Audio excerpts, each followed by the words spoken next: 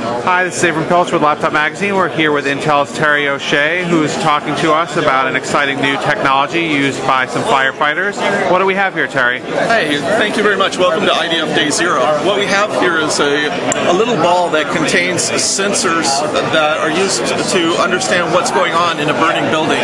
So the ball is thrown into the burning industrial building. You don't want to throw it into an occupied building, but into an industrial building like a warehouse or something where there's a lot of chemicals and they don't know what's inside of it, right? This is where a lot of firefighters have problems. So inside of the ball is a ceramic enclosure that contains a little Wi-Fi platform that we've developed, and then the sensor technology that connects to it. So we get air quality, which include all of the volatiles, carbon dioxide, ammonia, nitrogen, oxygen level, and carbon monoxide. All of those, and temperature of what's going on. All of that information is sent through low-power Wi-Fi back to the fire truck that contains a small server. The small server is a little atom-based server that looks about the size of an Altoid can.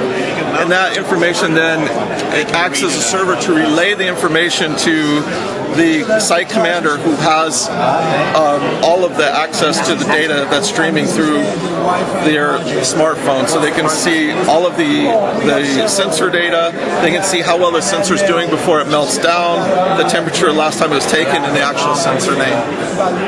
Wow, fantastic. So are these going into trials now? We're going into trials in the next few weeks with firefighters in simulated buildings, so we can understand how well the electronics actually perform. We've done a good deal of work with focus groups, knowing that this is the right size of the form factor, that we had to have the ceramics to prevent the battery from exploding, and that we had the range corrected right. But we wanted to get it all together so we show everybody what they look like before we destroy them in a burning building. Wow, fantastic. Do you have any idea how much this will cost? We don't at this time, but it's definitely a lot less than a human life. Someone that goes into the building and doesn't understand what's going on there, you don't want to have a loss of life. So having that information beforehand, we hope prevents a loss of life. Wow.